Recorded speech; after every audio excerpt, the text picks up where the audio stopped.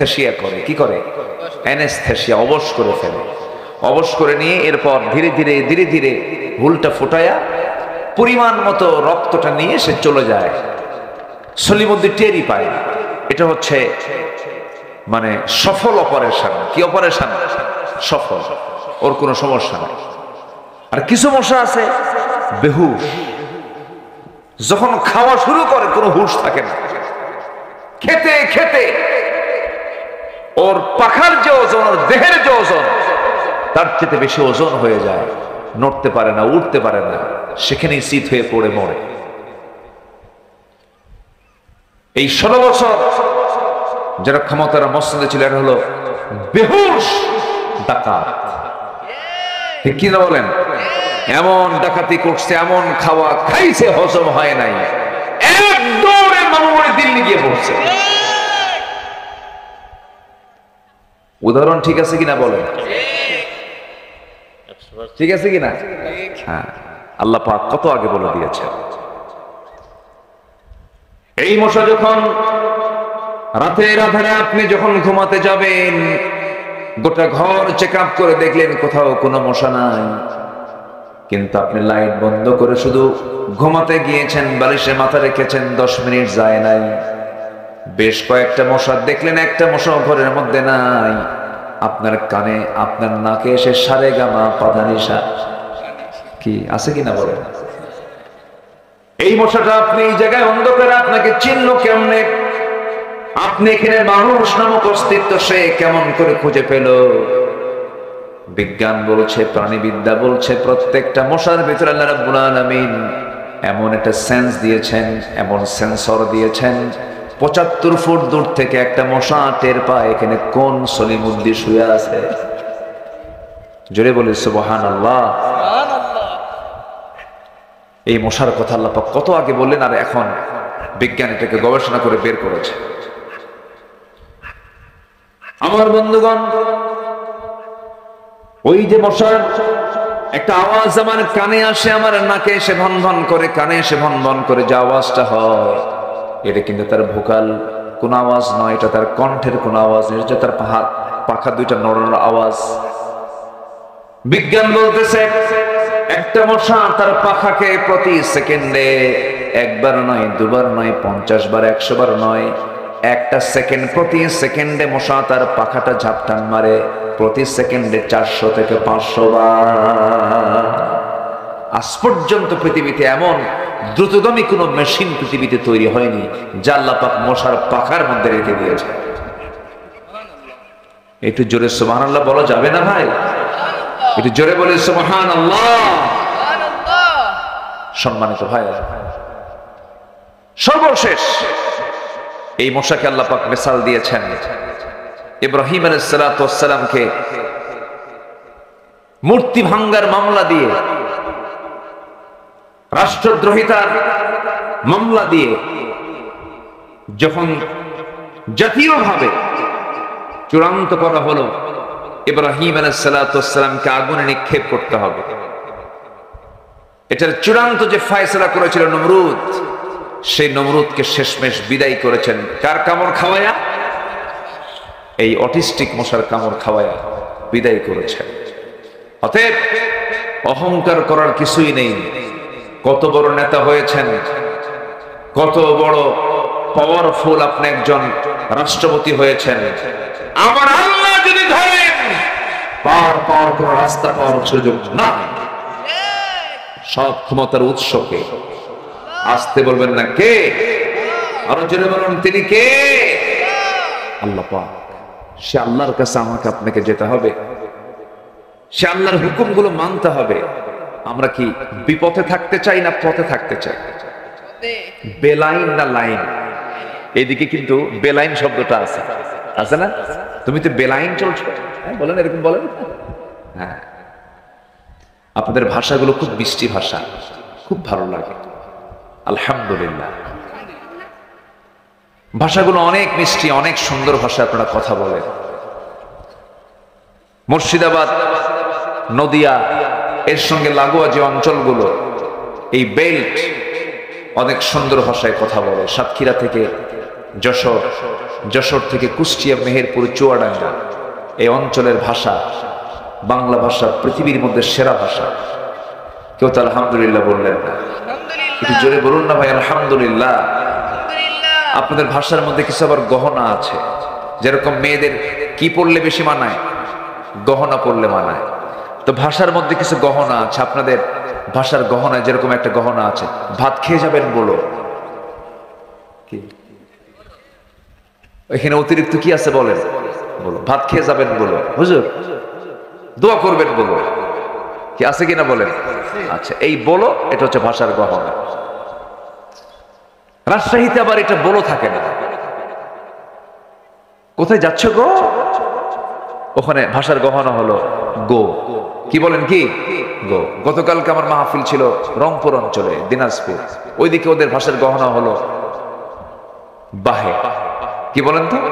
বাহে। ভাত খাইছো বাহে? বাহে শব্দ ওদের ভাষার গহনা।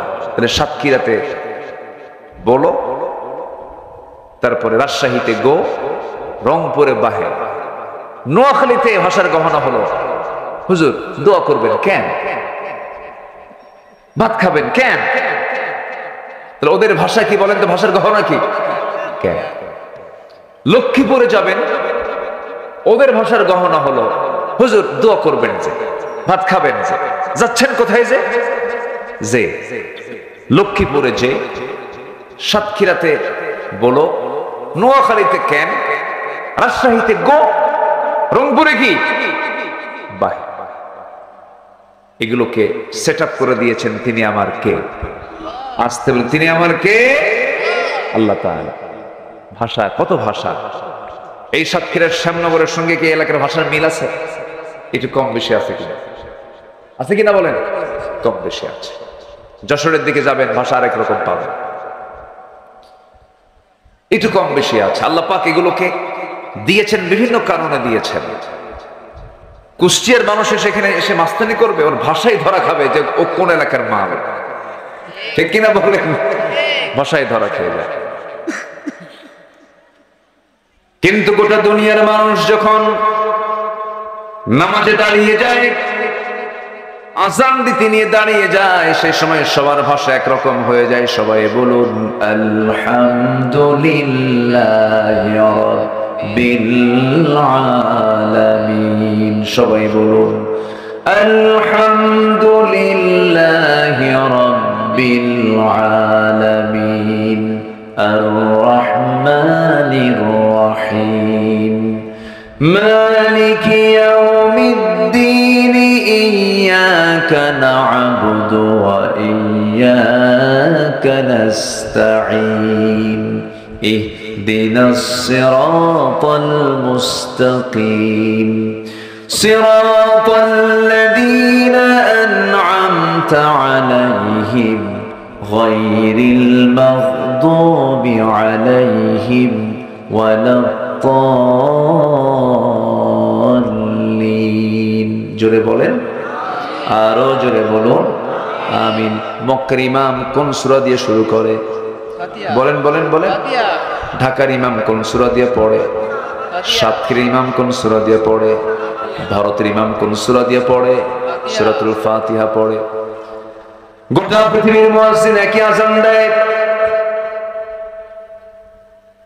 দেশের হাজি গেছে হজ করতে মক্কায়, কোথাও বাংলা পায় না, সব জায়গায় শুধু আরবি আরবি, কিছুই বোঝে না। 1.5 মাস মক্কা মদিনা ঘুরে দেশে ফিরছে।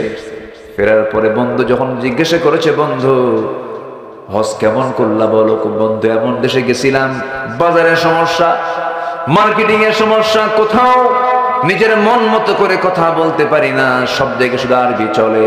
শুধু 2টা জায়গায় বাংলা পাইছি, মুয়াজ্জিন যখন আযান দিল, ইমাম যখন সূরা ফাতিহা কইল। কি কথা কি বুঝতেছে না? তাহলে কি জাতীয় করে দিয়েছেন আল্লাহ পাক।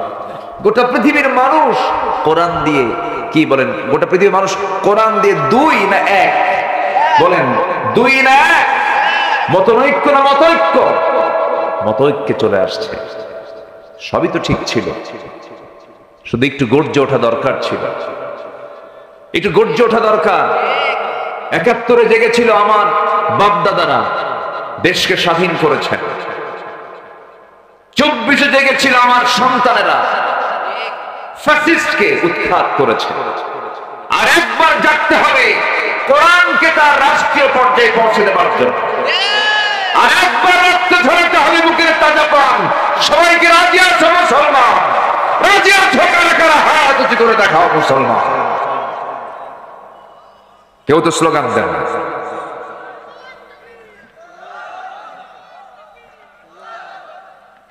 হলো না, একটু মাঝখান থেকে দাঁড়ান না, একটু স্লোগান দেন জোরে।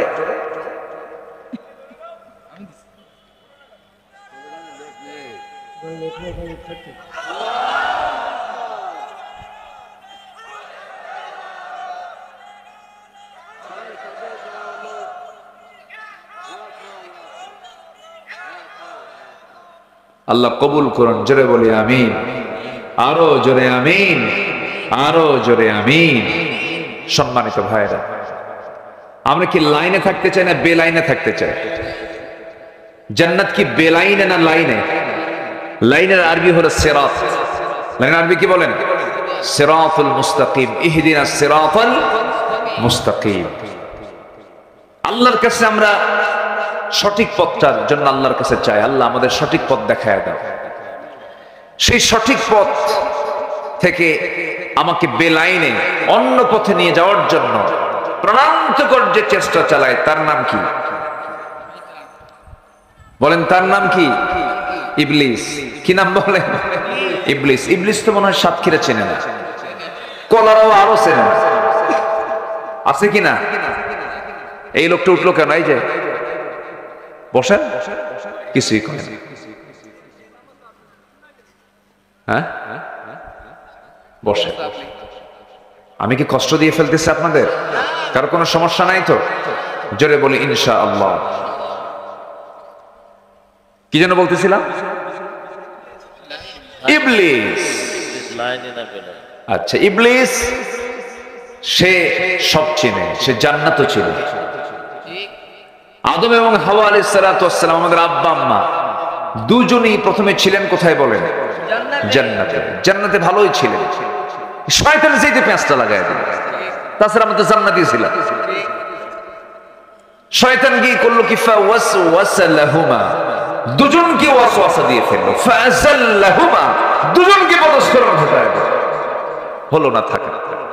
কুল্লা হাবিতু মিনহা জামিআ। আদম, তোমার বউরে নিয়ে, হাওয়াকে নিয়ে তুমি এখন দুনিয়া যাও। কেন? ফালা তাকরাবা হাযিহি শাজারা, কিন্তু চলে গেছো, উপায় তো নাই, নিষিদ্ধ এলাকায় তুমি চলে গেছো, চলে যাও। তো শয়তান যদি জান্নাতের মধ্যে ঢুকে আমার বাপ মা আদম এবং হাওয়াকে যদি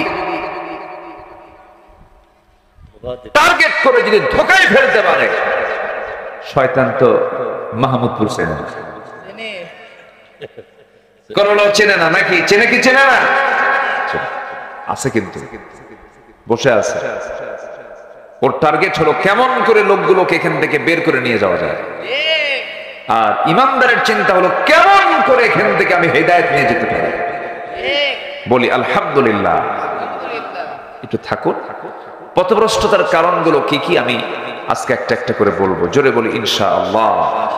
মানুষ আল্লাহর পথ থেকে কেমনে ভ্রষ্ট হয়ে যায়, সে কেমনে বেলাইনে চলে যায়, কোন কোন অপকর্মগুলো করলে পরে কোরআন সুন্দর করে বলে দিচ্ছে। 10টা পয়েন্টে 10টা কারণ আমি তুলে ধরবো, একটাও কিন্তু বলিনি। কেবল আলোচনা শুরু, নুরু আলোচনা শুরু। ঠিক আছে না? জি। আল্লাহ রাব্বুল আলামিন বলেন, যেখান থেকে আমি তেলাওয়াত দিয়ে শুরু করেছি, কোরআনটা আমি খুললাম, প্রথমে পেয়ে গেলাম আল্লাহর পরিচয়। সূরা ফাতিহা পড়লাম, এটা দোয়া। সূরা ফাতিহা পড়ার পরে মুত্তাকির পরিচয় পাওয়া যায়, হুদাল্লিল মুত্তাকিন আল্লাযীনা, মুত্তাকিদের পরিচয়। এরপরে মুত্তাকির পরিচয় শেষ হলে মুনাফিকদের পরিচয় আল্লাহ রাব্বুল আলামিন শুরু করেছেন। আমার বন্ধুগণ, মুত্তাকি হওয়ার জন্য মুনাফিকি ছেড়ে দিতে হবে, মুত্তাকি হওয়ার জন্য ফুসুকি ছেড়ে দিতে হবে, মুত্তাকি হওয়ার জন্য মুনাফিকে ছেড়ে দিতে হবে, মুত্তাকি হওয়ার জন্য কুফরি ছেড়ে দিতে হবে, মুত্তাকি হওয়ার জন্য ফুসুকি ছেড়ে দিতে হবে, মুত্তাকি হওয়ার জন্য মুজরিম পাপ কাজ ছেড়ে দিতে হবে। মহান রব্বুল আলামিন সুন্দর করে বলছেন, ইন তাজতানিবু কাবাইরা মা তুনহাউনা আনহু নুকাফির আনকুম সাইয়্যাতিকুম ওয়া নুদখিলকুম মুদখালান কারীমা। জোরে বলুন আল্লাহু আকবার। বান্দা তুমি যদি বড় বড় কবিরা গুনাহগুলো ছেড়ে দাও, ছোট ছোট গুনার দিকে আমি আল্লাহ তাকাবই না। আমি আল্লাহ তোমার तमाम জিন্দেগীর সমস্ত গুনাহগুলোকে maaf করে সম্মানজনক জান্নাত আমি তোমাকে বুঝাইয়া দেব তোমার হাতে। জোরে কোন সুবহানাল্লাহ। শর্ত হলো বড় বড় কবিরা গুনাহগুলো ছাড়তে হবে। কবিরা গুনার মধ্যে এক নম্বর কবিরা গুনাহ হলো কুফরি করা। কি করা? কুফরি করা। আল্লাহ রাব্বুল আলামিন সূরা বাকারার 6 নম্বর আয়াত। কয় নম্বর? আমি যে একটু আয়াত বলতেছি, রাগ করতেছেন নাকি আপনারা? আয়াত যত বেশি বরকত তত বেশি, আয়াত নাই বরকত নাই। আল্লাহ রাব্বুল আলামিন বলেন, ইন্নাল্লাযীনা কাফারু সাওয়াউন আলাইহিম আ'আনযারতাহুম আম লাম তুনযিরহুম লা ইউমিনুন। যারা কুফরি করে আপনি তাদেরকে সতর্ক করেন আর নাই করেন, কোনো কাজ হবে না, দুটো একই কথা। তারা কখনো ঈমান আনবে না। আমাদের সমাজে কিছু লোক আছে, হাজারবার বুঝান কোনো কাম হবে না। আল্লাহর দল করো, আল্লাহর দল করো। কিছু লোক আছে নামাজ পড়বো, রোজা রাখবো, আবার আল্লাহর দল করা লাগবে কি? ভুল হবে আল্লাহর কাছে মাফ চেয়ে নেব। নামাজ পড়বে আল্লাহর নিয়মে, রোজা রাখবে আল্লাহর নিয়মে, দল করবে শয়তানের নিয়মে। আছে না নাই? দল হবে কার নিয়মে? দল করতে হবে কার দল? আসতে বলবেন না, কার দল? আল্লাহর দল। এদেশে বহু দল আছে, এর মধ্যে সর্ববৃহৎ 4টা দল। নাম বলার দরকার নেই, বুঝে নেবেন তো, সবাই তো জানেন। এদেশে অনেকগুলো দলের ভিতরে বৃহত্তম 4টা দল আছে, জনসমর্থন যাদের মোটামুটি আছে। 4টা বৃহৎ দল। এই 4টা বৃহৎ দলের মধ্যে আবার কিছু ইসলামী দল আছে, আবার কিছু আছে অন-ইসলামী দল। আছে না নাই বলেন তো? আছে। যে দলটা স্বীকার করে ফেলে যে আমরা ইসলামী দল না, নন ইসলামিক পার্টি, অন-ইসলামী দল। আর কিছু দল তারা বলে না আমরা ইসলামী দল, আমরা ইসলামকে প্রতিষ্ঠা করতে চাই। আছে না নাই বলেন? তো আমি মুসলমান হিসাবে আমার কি ইসলামী দল করা দরকার না অন-ইসলামী দল করা দরকার? বলেন বলেন বলেন। আগে প্রথম প্রশ্ন করি, দলটা করা কি? অনেকে চুপচাপ আছে, কিচ্ছু বলতেছেন না। হুজুর বলে কোন বেকায়দায় পড়বো? দল তো করি না। দল যে করেন না এটাও বিপদ, দল না করলেও বিপদ। কিন্তু যে বলে আমি নিরপেক্ষ, আমার কোনো দল নাই, ওটা সবচাইতে বড় শয়তান। যে বলে আমি নিরপেক্ষ, আমার কোনো দল নাই, ওর দল হলো শয়তান। আমার কথা কি বুঝতেছেন ভাইরা? আমার বন্ধু, হেদায়েতের মালিককে, আর জোরে বলেন হেদায়েতের মালিককে। আপনি জোর করে কাউকে হেদায়েত দিতে পারবেন নাকি? একজন নবী ছিলেন নূহ আলাইহিস সালাতু ওয়াস সালাম, তার বউ ছিল কাফেরা। লূত আলাইহিস সালাতু ওয়াস সালাম একজন আল্লাহর নবী, তার স্ত্রী ছিল কাফেরা। আমার নবীজির আপন চাচা আবু তালেব সারা জীবন নবীর পক্ষে কাজ করেছেন, তিনিও ছিলেন একজন কাফের। রাসূল তাকে হেদায়েত দিতে পারেন নাই। আপন চাচা আবু লাহাব নবীর বিরুদ্ধে অবস্থান নেওয়ার কারণে, নবীর বিরুদ্ধে ষড়যন্ত্র করার কারণে আমার নবীজি তাকে দাওয়াত দিয়েছেন, কিন্তু কোনো কাজ হয় নাই। ইসলাম কবুল করতে পারে নাই, বরং শত্রুতা করেছে। দুই চাচার মধ্যে তফাৎ হলো, আবু লাহাব নবীর বিরুদ্ধে ষড়যন্ত্র করেছে, কিন্তু আবু তালেব ঈমান না আনলেও, কাফের থাকলেও নবীর পক্ষে সারা জীবন কাজ করেছে। নবীর পক্ষে কাজ করলে হবে কি? দল হিসেবে ইসলাম না মানার কারণে সেই চাচাটাও জান্নাতি না জাহান্নামী? জাহান্নামী। শুধু মহব্বত করলে হবে না, নবীর প্রতি মহব্বত শুধু রেখেই জান্নাত পাওয়া যাবে না। খাদিজার ভূমিকা আসতে হবে, তালিবের ভূমিকায় গেলে জান্নাত পাওয়া যাবে না। খাদিজার ভূমিকা আসতে হবে। আম্মাজান খাদিজা মোহাব্বত করেছেন, আনুগত্য করেছেন। আর আবু তালেব নবীকে মোহাব্বত করতে পারলেও তিনি আনুগত্য করতে পারেন না। হেদায়েত কার হাতে? আসতে বলবেন না, কার হাতে? আমার নবীজি যখন দেখতে পাচ্ছেন আপন চাচা আবু তালেব দুনিয়া থেকে বিদায় নিচ্ছেন, তার বাল্য জীবনের কথা মনে হয়ে গেল। জন্মের পূর্বেই বাপ দুনিয়া থেকে বিদায় নিয়েছেন, জন্মের পর 5 বছরে তার মা দুনিয়া থেকে বিদায় নিয়েছেন, জন্মের 8 বছরে তার দাদা দুনিয়া থেকে বিদায় নিয়েছেন। সেই 8 বছর থেকে শুরু করে নিয়ে নবুয়ত পর্যন্ত, নবুয়ত পরবর্তী একটা সময়, নির্দিষ্ট সময় পর্যন্ত যে রাসূলকে ডানে বামে সামনে পেছনে জেল খেটে পর্যন্ত রাসূলকে মোহাব্বত করে তাকে কাছে টেনেছেন, তার নাম হলো আবু তালেব। মোহাব্বত ছিল কিন্তু ঈমান ছিল না। আসতে বলেন, ঈমান ছিল না। মোহাব্বত আছে, ঈমান নাই, কাজ হবে না। ঈমানটা থাকতে হবে তার সবার আগে। কিন্তু আপনি তো হেদায়েত দিতে পারবেন না। হেদায়েতের চাবি কার হাতে? আসতে বলবেন না, কার হাতে? আমার নবীর হাতে যদি হেদায়েতের চাবি থাকতো, রাসূল তাকে কালেমা পড়ায়া দিতে পারতেন, হেদায়েত দিতে পারতেন। আমার নবীজি তাকে জোরাজুরি কখনো করেন নাই, কারণ আবু তালেব সচেতন মানুষ ছিলেন। তিনি জানতেন মুহাম্মদ আল্লাহর নবী। নিজের 2টা ছেলে জাফর এবং সাইয়েদনা আলী রাদিয়াল্লাহু আনহুমা দুজনকে ডাক দিয়ে বলছেন, আলী, জাফর, তোমরা দুইজনই আমার ভাতিজার কাছে চলে যাও, মুহাম্মাদের দ্বীন গ্রহণ করে না। আল্লাহু আকবার বলেন। দাওয়াত দিত, বলেও দিতেন, যা আমার জাফর মুহাম্মাদের কাছে যা, আলী মুহাম্মাদের কাছে যা, কালেমা পড়। আলী, তুমি দাঁড়িয়ে আছো মুহাম্মাদের বাম পাশে, জাফর তুমি মুহাম্মাদের ডান পাশে দাঁড়িয়ে নামাজ পড়ো। আল্লাহু আকবার। এক আশ্চর্য। আবু জেহেল খেপে যায়, রেগে যায়। আবু তালেব সামনে দাঁড়িয়ে বলে, আবু জেহেল, আমার ভাতিজা মুহাম্মাদের একটা পশমের ক্ষতি হলে আমি আবু তালেব ছাড় দেব। এত কিছু করার পর আবু তালেব জান্নাতি না জাহান্নামী? কি নাই? বলেন কি নাই? এই জন্য সবচেয়ে বড় পুঁজি আমাদের কি বলেন? জোরে বলেন, আমাদের সবচেয়ে বড় পুঁজি কি? কুফর না ঈমান? কুফর না ঈমান? শিরিক না ঈমান? বিদআত না ঈমান? এই জন্য শিরিক, কুফর এগুলো হচ্ছে ভ্রষ্টতার পথ, আর ঈমান আনতে হবে, ঈমান হচ্ছে জান্নাতের পথ। আল্লাহু আকবার। আমার কথাগুলো কি বুঝতে কষ্ট হচ্ছে কিনা আপনাদের? কারো কোনো সমস্যা নাই তো? জোরে বলে ইনশাআল্লাহ। একটু ধীরে ধীরে আমরা 10টা কারণ বের হলেই আমরা আলোচনা শেষ করে দেব। ধীরে ধীরে একটু সময় দেন আমাদের।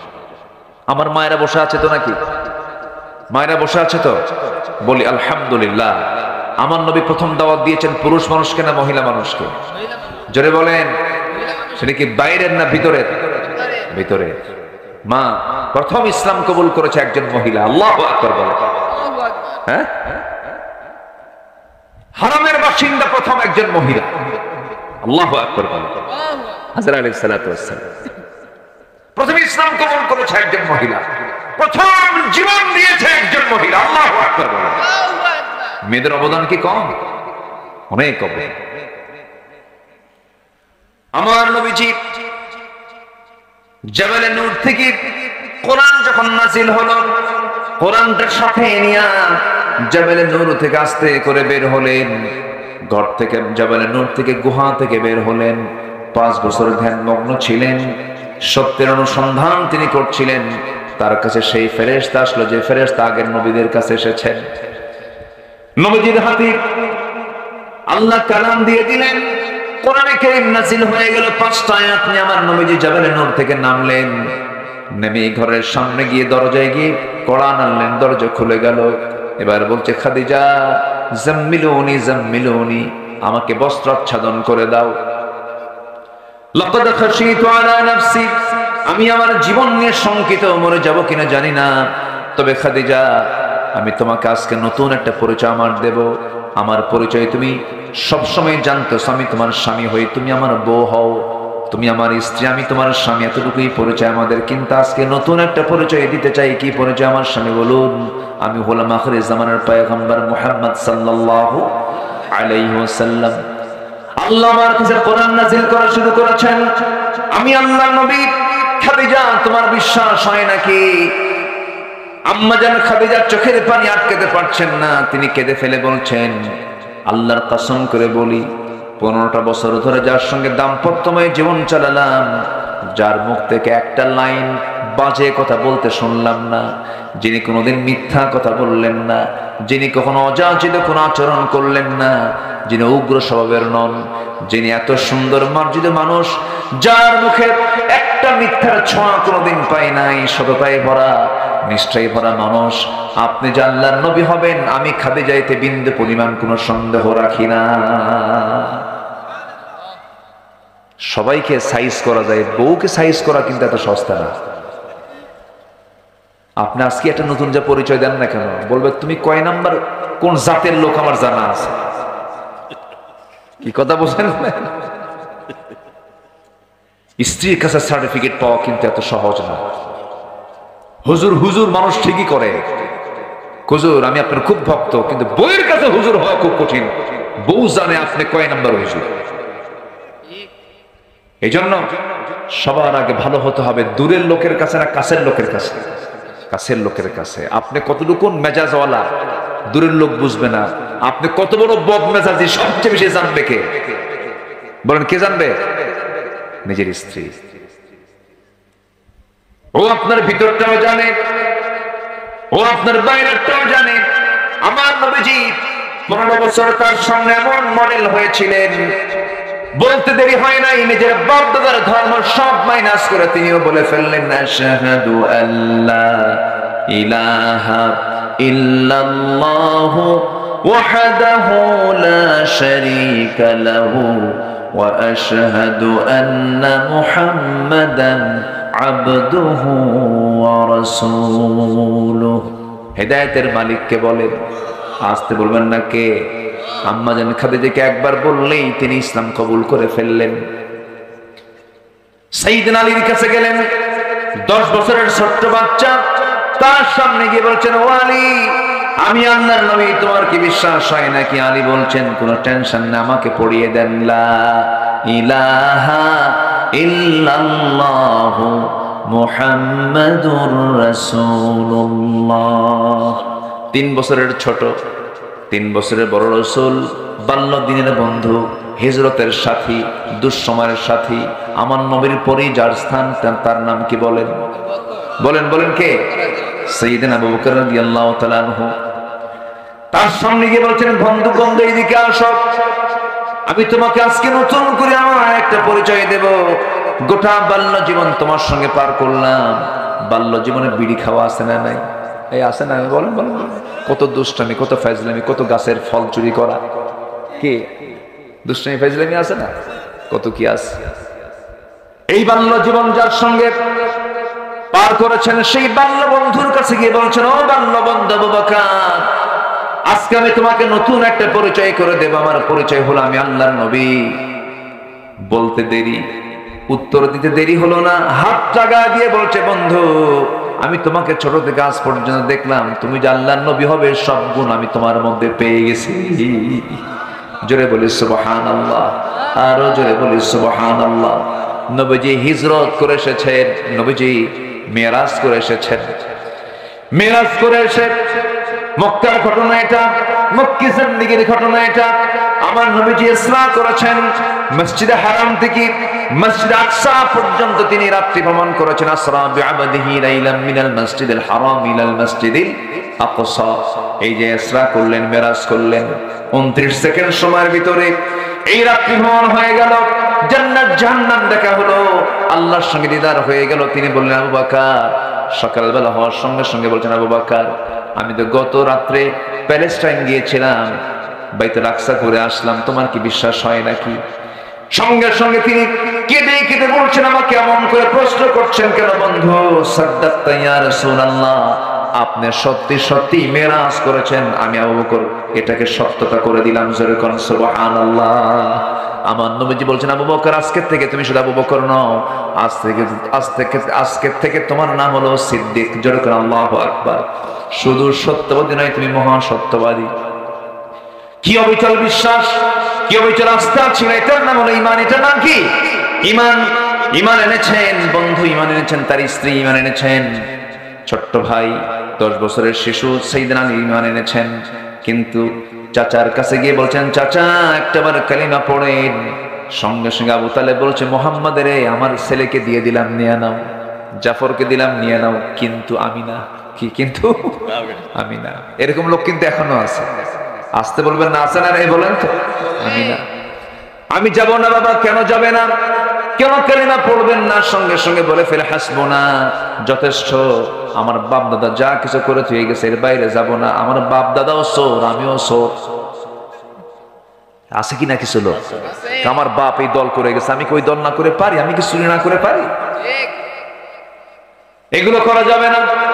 দিন গ্রহণের পারিবারিক বাধা আছে, দিন গ্রহণের রাষ্ট্রে বাধা আছে, দিন গ্রহণের ধনাঢ্য শ্রেণীর বাধা আছে, দিন গ্রহণে মূর্খতার বাধা আছে। এই সমস্ত বাধাকে ডিঙ্গিয়ে দিন গ্রহণ করতে হবে। দিন গ্রহণ কোনো কন্ডিশনে হবে না, দিন গ্রহণ করতে হবে একনিষ্ঠভাবে। কার সন্তুষ্টির জন্য বলেন? আজ তো না, কার সন্তুষ্টির জন্য? আল্লাহর সন্তুষ্টির জন্য। এই আবু তালেব কি দেখে নাই? আমার নবীজির বহু মুজিজা ছোট্টবেলা থেকে দেখেছেন তিনি। নবীজির জন্ম হলো রবিউল আউয়াল মাসে, 3 দিন মাত্র বয়স। কয়দিন? 3 দিন মাত্র বয়স। 3টা রাত চলে গেছে। তৃতীয়তম রাত্রিবেলা আবু তালেব রাসূলকে দেখার জন্য তাদের বাড়ির মধ্যে ঢুকলেন। পাশাপাশি বাড়ি তো। এই আবু তালেব রাসূলকে কি পরিমাণ মহব্বত করতেন! নিজের সন্তানকে অন্য বিছানায় রেখে রাসূলকে বুকের মধ্যে জড়িয়ে রেখে ঘুমাতেন। আহারে, আমার মুহাম্মদের বাপ নাই, মা নাই, বুকের মধ্যে জড়িয়ে রেখে ঘুমাতেন। চলে গেছেন ব্যবসা বাণিজ্য করার জন্য সিরিয়ায়, সঙ্গে করে নিয়ে চলে গেছেন। মাঝপথে একজন পরিচয় করে দিয়েছে আল্লাহর নবী হবে, দেরি করলেন, সেখান থেকে আবার নিয়ে চলে আসলেন। কি দেখেন না আবু তালেব, আমার এই লোকটার ব্যাপারে খুব আমার কাছে কেমন যেন আফসোস লাগে, আমার কাছে কষ্ট হয়। হেদায়েতের মালিককে বলে আবু তালেব কি করেন নাই? রাসূলের মাথা থেকে পা পর্যন্ত ধুয়ে দিয়েছেন, গোসল করিয়ে দিয়েছেন, সান্ত্বনা দিয়েছেন। নবীজি বিয়ের প্রস্তাব পেয়েছেন, সোজা চাচার কাছে গিয়ে বলেছেন, চাচা বিয়ের প্রস্তাব আসছে, কি করব? আপনি যা বলবেন তাই হবে। আবু তালেব বলছেন, ভাতিজারে তুই আমাকে সম্মান করিস, ভক্তি করিস, আমার জানা মতে এই মক্কা নগরে খালিদের কন্যা খাদিজার চাইতে পবিত্র নারী আর একটাও নাই, তুমি বিয়ে করে নিতে পারো। চাচার কথাই তিনি বিয়ে করে নিয়েছেন, ভাষা তার কাছ থেকে শিখছেন। সে আবু তালেব রাসূলকে একদিন বলছেন, ভাতিজা মুহাম্মদ দেখতে পেলাম তোমার জন্মের মাত্র 3 দিন পর তৃতীয়তম রাত্রিতে আমি তোমার ঘরের মধ্যে ঢুকলাম, তোমাদের বাড়ির মধ্যে ঢুকলাম, ঢুকে দেখি তোমার মা কান্না করে, তোমার মার চোখে পানি, কিন্তু তোমার মা একটা বারের জন্য তোমাকে কোলে নেয় না, 3 দিন যাবত কোলে নেয় না ভালো করে। তোমার মা তোমাকে দূরে রেখে শুধু কান্নাকাটি করে। আমি লক্ষ্য করে দেখলাম তোমার মা তোমাকে চাঁদনি আকাশের চাঁদের নিচে তোমাকে শোয়ায় রেখেছে। চোখের সামনে দেখতে পেলাম। মুহাম্মদ কতটুকু সত্য আমি ভুল দেখছি কিনা জানি না। চাচা আপনি বলেন কি দেখছেন আপনি? আমি দেখতে পেলাম তোমার মা তোমাকে দূরে রেখে, চাঁদনি আকাশের নিচে রেখে তোমার মা দূরে বসে বসে কান্নাকাটি করে। আর আমি তোমাকে দেখতে পেলাম তুমি যখন তোমার ডান হাতটা বাম দিকে নাও, আকাশের চাঁদটা ডান থেকে বাম দিকে যায়। আবার তোমার হাতটা যখন তুমি বাম থেকে ডান দিকে নাও, আকাশের চাঁদটা তোমার হাতকে ফলো করে ডান দিকে চলে যায়, বাম দিকে চলে যায়। যখন তুমি তোমার 2টা হাত নিচের দিকে নামায় আনো, আকাশের চাঁদটাও নিচের দিকে নেমে আসে। আমি কি ভুল দেখেছি নাকি? মুহাম্মদ বলো। রাসূল কেঁদে কেঁদে বলছেন, চাচা জন্মের পূর্বে বাপ হারাইছি, জন্মের পরে আমি মা হারাইছি। মাকেও বেশি দিন পাই নাই, বাপ কিন্তু দেখি নাই। আমার বাপ ইন্তেকাল করেছেন, আমার জন্ম হলো বাপ ছাড়া। যখন আমি পৃথিবীতে আসলাম, এই পৃথিবীতে আসার পর আমার মা আমাকে কোলের মধ্যে নিয়ে আমাকে যার করে উঠায় দিবেন তার প্রিয় স্বামী দুনিয়াতে নাই। আমাকে দেখলেই তার স্বামীর কথা মনে হয়ে যায়, এই জন্য তিনি আমাকে কোলে নিতে পারেন না। আমাকে সেই জন্য কোলে না নিয়ে দূরে দূরে রেখে দেন, আমাকে কোলে নেন না। আমাকে সময়টা দেবে কে কেউ নাই, সেই জন্য মহান রব্বুল আলামিন সেই সময়টা কভার করার জন্য মহান রব্বুল আলামিন আকাশের চাঁদ আমার জন্য আল্লাহ রব্বুল আলামিন খেলনা বানায়া দিয়েছিলেন। এত বড় মুআজিজাগুলো দেখেও আবু তালেবের কপালে ইসলাম জোটে নাই, দিন জোটে নাই। বুঝে নিতে হবে হেদায়েতের মালিক কে। চাইতে হবে কার কাছে? আল্লাহর কাছে। আল্লাহ ইহদিনাস সিরাতাল মুস্তাকিম, এই দোয়াটা প্রত্যেক নামাজে প্রত্যেক রাকাতে আছে না নাই বলেন? ইয়্যাকা না'বুদু ওয়া ইয়্যাকা নাস্তাঈন ইহদিনাস সিরাতাল মুস্তাকিম। আমরা হেদায়েত চাইবো কার কাছে? নামাজ পড়বেন তো সবাই? কয় ওয়াক্ত নামাজ বলেন? কয় ওয়াক্ত নামাজ? একা না জামাতে? বুঝে না না বুঝে? জেনে না না জেনে? সময় নেওয়ার সময় সুন্দর করে আমরা নামাজ পড়বো। জোরে বলি ইনশাআল্লাহ, আরো জোরে বলি ইনশাআল্লাহ। সম্মানিত ভাইয়েরা, সম্মানিত বন্ধুগণ, এক নম্বর হলো ভ্রষ্টতার, পথভ্রষ্টতার এক নম্বর কারণ হচ্ছে কুফরি করা, আল্লাহর আইনকে না মানা, আল্লাহর বিধানকে না মানা, আল্লাহর সৃষ্টিরাজির নিয়ামতকে স্বীকার করা, এগুলো হচ্ছে কুফরি। নাম্বার 2 হচ্ছে শিরক করা। নাম্বার 2 কি? শিরক মনে হয় আমার দেশে নাই। শিরকের কাজ শুধু অন্য ধর্মের লোকেরাই করে নাকি? যেরকম এসে হিন্দু যারা আছেন তারা পূজা করেন, শিরকের কাজ। ওই শিরক শুধু নয়, মুসলমানদের মধ্যে শিরক আছে না? আচ্ছা, আসেন দোয়া করি নাকি? আলোচনা চালাবো? জোরে বলি ইনশাআল্লাহ। একটু বসেন, আর একটু সময়, পয়েন্টগুলো আমি শেষ করে দেব। আমার মারা আসছেন, মাদের ব্যাপারে হালকা কিছু কথা একটু বাদ আছে, একটু বলে ফেলবো। আল্লাহ কবুল করুন, জোরে বলি আমিন। আমি কষ্ট দিয়ে ফেলতেছি মনে হয় আপনাদের, অনেক রাত নিয়ে কথা বলার কারণে যদি একটু কষ্ট পেয়ে থাকেন নাকি? কষ্ট পাচ্ছেন? শিরিক করা। নাম্বার 2 কি করা বলেন তো? শিরিক করা। শিরিকের কাজে যাওয়া যাবে না। ধরেন কথার মধ্যে শিরিক আছে, কোনো কাজ নাই, কাম নাই, কালকে কি করে আমি কি খাবো, কি করে চলবো আমি, বলেন তো এর মধ্যে কি আল্লাহর নাশকরি আছে কিছু? হ্যাঁ, আছে কিনা বলেন? রিজিকের মালিককে, কি করে খাবো আমি, এটা কি ইমানদারের কথা হতে পারে? আমাকে খাওয়াবেন কে? আমাকে খাওয়ান কে? আমাকে চালান কে? আচ্ছা, মুখের খাবার আগে দরকার না নাকের খাবার আগে দরকার? বলেন, নাকেরটা আগে দরকার না মুখেরটা আগে দরকার? নাকেরটা কে খাওয়ান? সরাসরি কে দেন? যে বলে আল্লাহ আমারে খাওয়ায় কেমনে, সোজা নাক চেপে ধরবেন। কি চেপে ধরবেন? যে বলে আল্লাহ খাওয়ায় কেমনে, নাক ধরবেন চেপে, দেখ কে খাওয়ায়। যেগুলো এসেনশিয়াল, বেশি জরুরি, সব আল্লাহ পাক ফ্রি করে দিয়ে, আকাশের চাঁদ, চাঁদের আলো ফ্রি। লিতাহতাদু।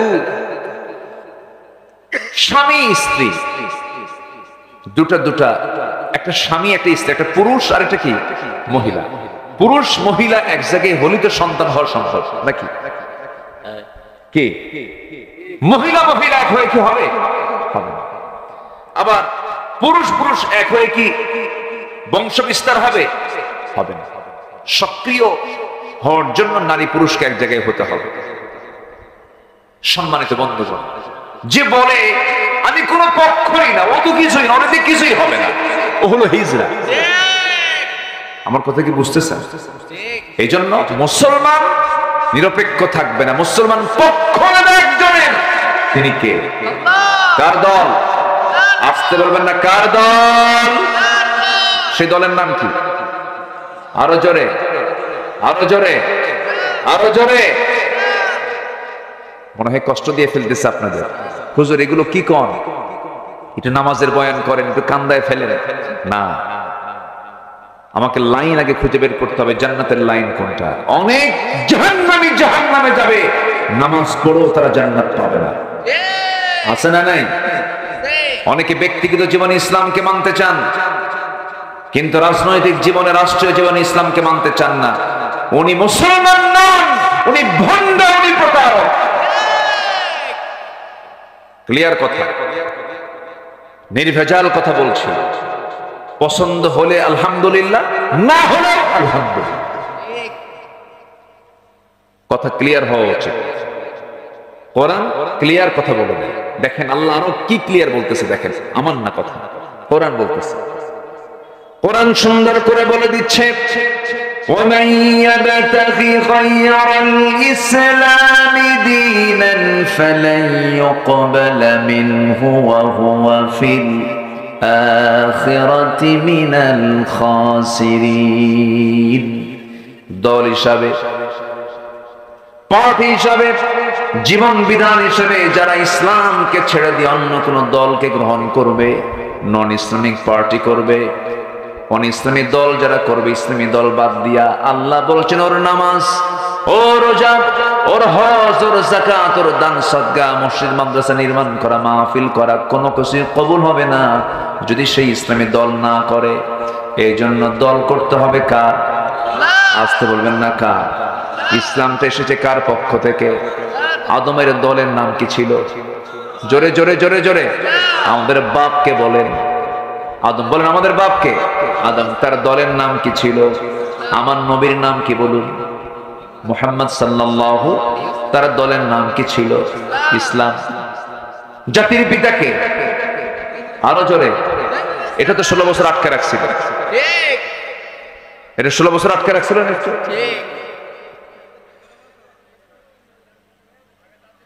এই 16 বছর আটকে রাখছিল। শোনেন, ওঠেন কেন? এই যে মহা মুশকিল না, এই যে ভাই আসছে আবার, মাশাআল্লাহ, আলহামদুলিল্লাহ, মাশাআল্লাহ। ওনার আসলেই নিম্নচাপ ছিল। জি বসেন, এইটা আমার দিকে তাকান। তাহলে এই জাতির পিতা 16 বছরের জন্য একটু ছিনতাই করার চেষ্টা করেছিল। আমাদের জাতির পিতা দুজন না একজন? তার নাম কি? আরো জোরে, আরো জোরে বলেন। হ্যাঁ, ভুল যেন আর না হয়। জাতির পিতা হওয়ার জন্য জোর করে জাতির পিতা চাপিয়ে দেওয়া যাবে না। জাতির পিতা ইলেকশনে নয়, জাতির পিতা আল্লাহ পাক দিয়েছেন, আল্লাহ নিজে নির্বাচন করে দিয়েছেন, নিজে নির্ধারণ করে দিয়েছেন, মিল্লাতে আবিকুম ইব্রাহিম। এমনি জাতির পিতা হননি, পরীক্ষা দিচ্ছেন, পাশ করেছেন। এমন কোন সাইড নেই যে আমরা দাঁড়িয়ে রাখি সুন্নতে ইব্রাহিম। কিছু কিছু সুন্নাহ আছে যেটা সাইয়েদনা ইব্রাহিম সাল্লাল্লাহু থেকে আসছে। খাতনা করি, খাতনা, এটাকে এলাকায় কি বলে? দেখছেন, খাতনা মানে ওটা করলে মুসলমান হয়ে গেছে নাকি? মুসলমানি নাকি? কি নাম কয়? মুসলমানি বলে। কিন্তু না, এই মুসলমান ছাড়াও খাতনা করার বহু গ্রুপ আছে গোটা দুনিয়াতে, আছে না নাই? আছে। এটা অতিরিক্ত অংশ, এটাকে কেটে ফেলে দেয়, এরকম বহু আছে, কিন্তু তারা মুসলমান না। ওটা কাটলেই, খাতনা করলে যে মুসলমান হয়ে গেল তা কিন্তু না। মুসলমান হওয়ার জন্য খাতনা শর্ত নেই, ঈমান শর্ত। কি শর্ত বলবেন? ঈমান শর্ত। ইব্রাহিম আলাইহিস সালামের বয়স যখন 80 বছর হলো, কত বছর বলে? 80 বছর। 80 বছরে কি ইয়াং না বুড়া মানুষ? বুড়া মানুষ। ওই সময় তার একটা কাজ বাদ ছিল, বলা হলো ইব্রাহিম তোমার এই খাতনা করা বাদ আছে, তোমাকে খাতনা করতে হবে। তাই না? কত বছর বলেন? কত বছর বলেন? 80 বছর। আমার বন্ধুগণ, আল্লাহ পাক থেকে জাতির পিতা হিসেবে সিলেকশন দিয়েছেন, এই জন্য তাকে দিয়ে অনেক কিছু কাজ করিয়ে নিয়েছেন। যখন 80 বছর পূর্ণ হলো, তাকে বলা হলো ইব্রাহিম তোমাকে খাতনা করতে হবে। তিনি বলছেন আমি কেমন করে খাতনা করব? কে আমার খাতনা করে দেবে? আল্লাহ বলছেন এই বুড়ো বয়সে তোমার লুঙ্গি খুলবে কে? তোমার খতর কে দেখবে? অতএব তোমার খাতনা তোমাকেই করতে হবে। বলুন তো ভাই, এই কাজটাকে সহজ না কঠিন? ছোট যখন ছিলাম, যখন শুনছি যে আসতেছে জেকাটে, ওটার নাম কি? হাজাম। শুনছি শুধু আসতেছে, এই দিক দিয়ে আসে, ওই দিক দিয়ে পিছনে মারে দৌড়, বাপ মা টেনে ধরে না, আবার হাত পা আটকে আমার বাইন্দিয়া, এরপরে সাইজ করে মুসলমান হয়। এই যে খাতনার পদ্ধতি, এটা চালু করেছেন কোন নবী দিয়ে বলেন? বলেন কোন নবী দিয়ে? ইব্রাহিম আলাইহিস সালাতু ওয়াস সালাম। জাতির পিতা হওয়ার জন্য কত কি আল্লাহ পাক তাকে দিয়ে করেছেন। অনেক পরীক্ষা করা হয়েছে, প্রত্যেকটা পরীক্ষায় তিনি ফেল না পাস করেছেন। আমি খুবই আনন্দিত, আপনারা একটা লোক নড়েননি মাহফিল থেকে, সবাই পিন পতন হয়ে বসে আছেন। বলি আলহামদুলিল্লাহ। পথভ্রষ্টতার কারণ হলো 10টা। কয়টা বলেন তো? 1 নম্বর বলেছে কুফরি করা। কি করা বলেন? কুফরি করা। আরো আছে কয়টা? 9টা। আমরা সুন্দর করে শুনবো, বসে বসে শুনবো। মা বোন মাহফিলে আসছেন, আল্লাহ তুমি মা বোনদের অংশগ্রহণকে কবুল করো, বেশি করে মার্কেটিং করার তৌফিক দাও। সবাই হাসে, মার্কেটে যায় না, একজন কিছু সুবহানাল্লাহ, একজন কিছু সুবহানাল্লাহ। আচ্ছা সত্যি করে বলেন তো, মার্কেটে এখন পুরুষ বেশি না মহিলা বেশি বলেন? মেয়েরা সব মার্কেটে ঢুকছে আর পুরুষরা সব হাতে চুড়ি দিয়ে বসে আছে। যাও, গো টু মার্কেট। হ্যাঁ হ্যাঁ, না গেলে পছন্দ হয় না। স্বামীকে এক ধমক দিয়ে কাজ করে থুয়ে দেয়। তুমি কি মার্কেট বুঝো কিছু? তুমি তো সংসারে আগুন ধরায় দিছো। মার্কেট বুঝো তুমি? এক ধমকে বাড়িতে কাজ করে রেখে বলে বাচ্চা তুমিই দেখো, বাচ্চার বয়স 1.5 বছর, তুমি দুধ খাও।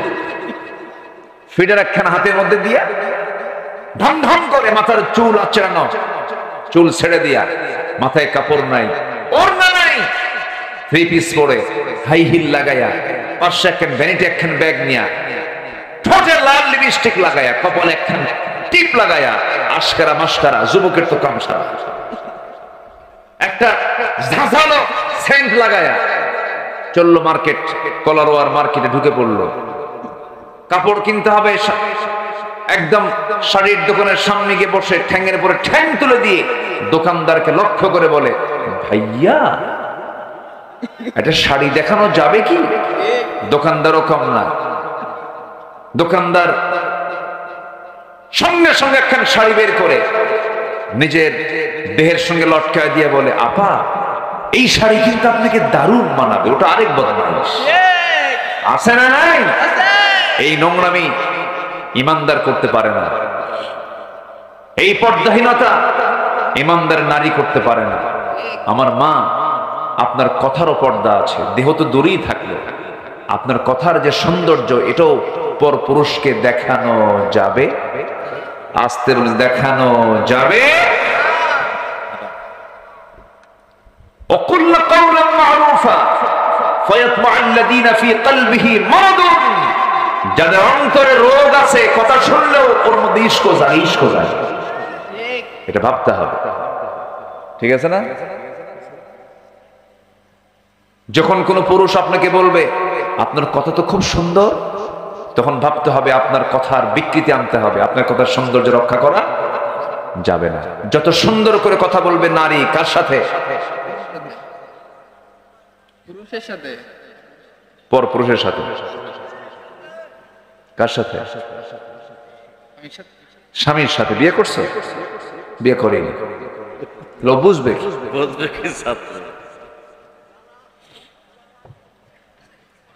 দেখছেন, বুঝবে কি জ্বালা কি জিনিস? দেখেন, বিয়ে শাদী করে এখন বইয়ের দিকে দোষ চাপায় দিচ্ছে। আমার মা শুনে রাখেন, বাড়িতে সাইজ করতে হবে।